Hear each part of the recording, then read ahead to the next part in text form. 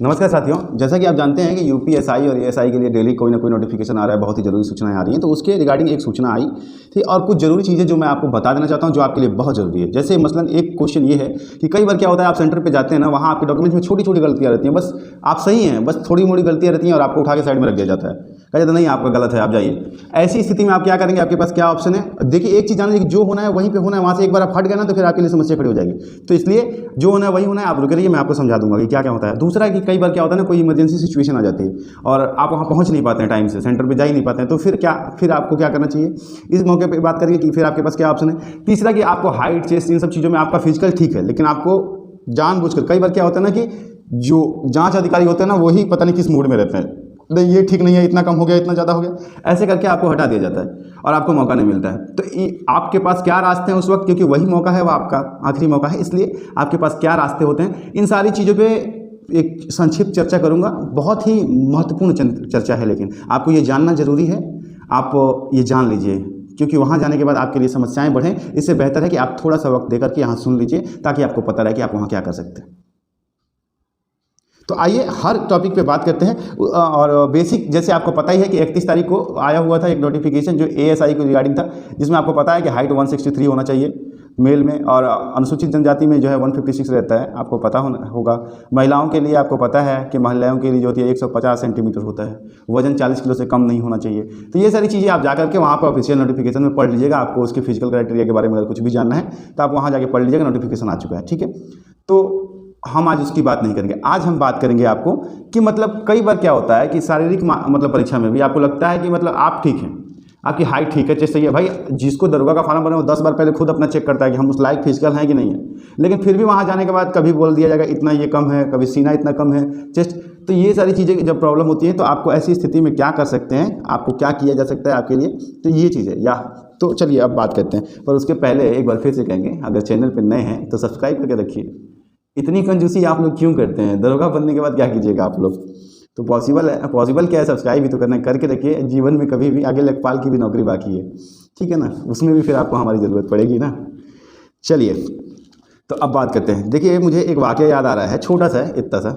मेरा छोटा भाई जो है ना, वो जब जा रहा था उसका गवर्नमेंट में MBBS के लिए डॉक्यूमेंट वेरिफिकेशन के लिए, जब हम गए थे, पता नहीं वो जोनल ऑफिसर, आपको लग रहा है कि मैं टाइम पास कर रहा हूँ, वीडियो पे आकर आपका टाइम खींच रहा हूँ, लेकिन सुन लीजिए, फिर आपको जब वहाँ जाएंगे समझ में आएगा कि क्या बता रहा हूँ मैं।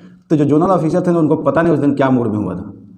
ये नाम में यहाँ पे आई लिखा हुआ है, यहाँ पे आई नहीं लिखा हुआ है, ये गलत है, आप एफिडेविट लेके आइए, नहीं आप जाइए बाहर जाइए, उधर से लेके आइए, कोर्ट से लेके आइए, हाँ डोमिसाइल सर्टिफिकेट है, लेकिन फिर खसरा खतौनी क्यों नहीं लेके आए, इस तरह की चीज़ें।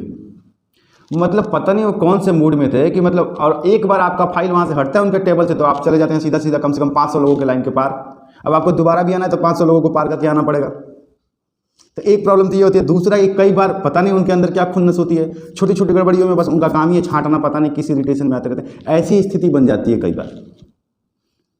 और मसलन कई बार ऐसा हो जाता है कि जब कुछ ज़्यादा लोग आ जाते हैं ना, तो जब एक सर्टेन टाइम के बाद 10, 20, 50, 100 लोगों के बाद से दिमाग खराब हो जाता है और लोग इतना मीन मेख निकाल के फेंकते चले जाते हैं। तो ऐसी स्थितियों से बचना है आपको। तो आपके लिए क्या ऑप्शन है, ठीक है। तो देखिए, एक चीज़ मैं आपको बता देता हूँ कि अगर फिजिकल के लिए आपको लगता है ना कि मतलब आप में कोई भी कमी है, या फिर आपके डॉक्यूमेंट को लेकर के आपको लगता है कि किसी भी तरह की दिक्कत है, जबकि आपको पता है कि आपके डॉक्यूमेंट में कोई दिक्कत नहीं है, आप जो हैं जेन्युइन हैं और आप यूपीएसआई की क्राइटेरिया को या एएसआई की क्राइटेरिया को पूरी तरह से फील कर रहा है। देखिए, पहले मैं आपको एक चीज़ बता देता हूँ कि अगर आप में से किसी भाई ने या बहन ने, किसी भी साथी ने कोई भी फर्जी डॉक्यूमेंट दिया है, तो जान लीजिए कि मामला बहुत ख़राब है। अगर आप पकड़े गए वहाँ पे तो आप बाहर भी तो होंगे, लेकिन आपके ऊपर पुलिस केस भी हो सकता है। और 420 के अलावा आपके ऊपर ना फर्जी डॉक्यूमेंट के ऊपर ना देशद्रोह का केस लगता है। एज एडवोकेट मैं आप सबको बता दे रहा हूँ। तो अगर आप सब में से कुछ ने भी कुछ ऐसा डॉक्यूमेंट किया है तो बेहतर है कि वो ना जाएं, क्योंकि उनके लिए समस्या खड़ी हो जाएगी। अगर वो पकड़े गए तो उनके लिए समस्या खड़ी हो जाएगी, ठीक है। तो ये चीज़ आप समझ लीजिए। आप देखिए, जिनके जेन्युइन जिनके डॉक्यूमेंट हैं, जिनको लग रहा है कि बस थोड़ा बहुत गड़बड़ी की वजह से उनका मौका छोड़ा जा रहा है, जो कि गलतियां नहीं है, वो बस मिस्टेक हैं। एक होती है मिस्टेक, मतलब अनजाने में की हुई गलतियां, और एक होती है कि आप लायक हैं, नॉट एलिजिबल। तो अगर आप नॉट एलिजिबल की जगह पे मिस्टेकन हैं सिर्फ, तो आप क्या करेंगे कि वहाँ पर जब आप जाएंगे तो आपको वहाँ पर एक अपर अधीक्षक का भी ऑफिस मिलेगा। उसी टाइम आपको वहाँ से हटना नहीं है। एक बात जान लीजिए कि जैसे ही आपका डॉक्यूमेंट वेरिफिकेशन वहाँ से आपको कम या ज़्यादा करके भेजा जाता है, आपको तुरंत के तुरंत वहाँ से निकल के अपर अधीक्षक के केबिन में जाना है और उनको कन्विंस करना है। ज़्यादातर केसेस में वो बात सुन लेते हैं और आपकी प्रॉब्लम सॉल्व कर देते हैं।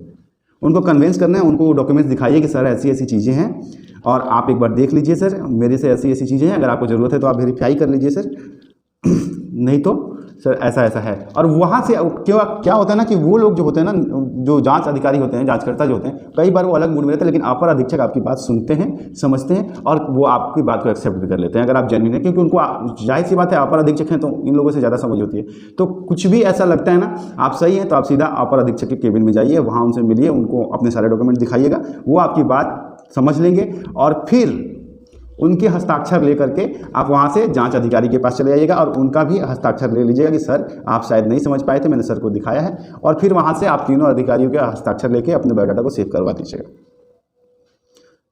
आपको उसमें फिर कोई दिक्कत नहीं होगी। और एक चीज़ है कि कई बार किस्मत इतनी बुरी रहती है कि सब कुछ होने के बाद आप पहुँच नहीं पाते हैं, है ना। तो ऐसी स्थिति अगर बनती है ना, कुछ भी ऐसी स्थिति बनती है जिसमें आप नहीं पहुंच पाते, तो देखिए उसके लिए आपके पास बहुत कम ऑप्शन रहते हैं। जैसे मेडिकल हो गया या कुछ ऐसा, अगर किसी का डेथ होता है तो फिर उसका डेथ सर्टिफिकेट तुरंत बनवाइए। अगर किसी, जैसे भगवान न करे, मैं ऐसा नहीं कह रहा हूँ कि ऐसा हो, लेकिन कई बार किस्मत ख़राब होती है तो कुछ भी हो सकता है। तो अब एग्जाम के दिन ही आपके DBPST के टाइम में कुछ गड़बड़ हो जाता है, किसी की डेथ हो जाती है, मेडिकल हो जाता है, एक्सीडेंट हो जाता है, कुछ भी ऐसी इमरजेंसियाँ ही आ जाती हैं जिसकी वजह से आदमी नहीं जा पाता है। शादी ऑप्शन नहीं है, याद रखिएगा। शादी की वजह से अगर किसी की शादी है उस दिन, आपकी स्वयं की शादी नहीं है तो फिर ये ऑप्शन नहीं है। बाकी किसी की शादी की वजह से अगर आप रुक गए तो फिर आपको एक्सेप्ट नहीं किया जाएगा। लेकिन मेडिकल ग्राउंड पे और डेथ ग्राउंड पे अगर आप वहाँ नहीं जा पाए तो फिर आपके पास ऑप्शन है कि फिर आप एक एप्लीकेशन बोर्ड में सबमिट करते हैं और फिर बोर्ड उसको जाँच करता है और अगर वो सही पाता है तो आपको एक मौका और दिया जाता है। ठीक है, तो ये हो गई आपकी।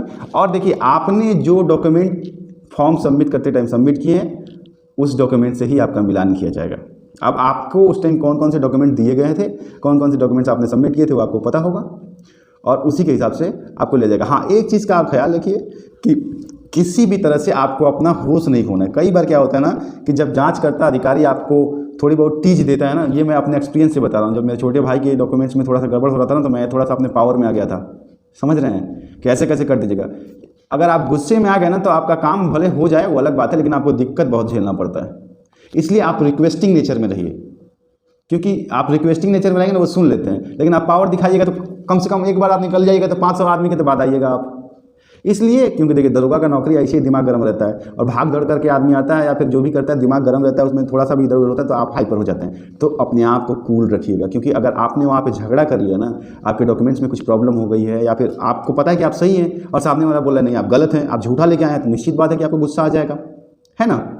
पर उस गुस्से को आप अपने ऊपर मत लाइएगा, क्योंकि अगर आप गुस्सा हो गए, आपने झगड़ा कर लिया, आपने ऊंची आवाज़ में बात कर ली, तो ना अब जांच अधिकारी आपकी बात सुनेंगे और ना ही अपर अधीक्षक आपकी बात सुनेंगे, आपको सीधा निकाल देंगे वहाँ से, फिर आपकी बात कोई नहीं सुनेगा।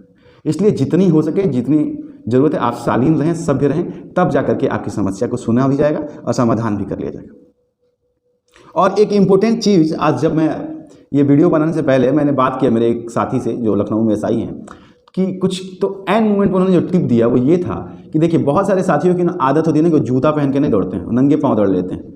ठीक है, तो ऐसे साथियों के लिए ये है ना कि सर आप शूज पहन के ही दौड़ना शुरू कीजिए, क्योंकि कई बार क्या होता है ना कि फील्ड की सफाई बहुत अच्छे से नहीं होती, इसमें खीला कांटी होता है, ये सारी चीज़ें होती हैं जो ना पैर में लग जाएंगी, फिर आप डैमेज हो जाएंगे।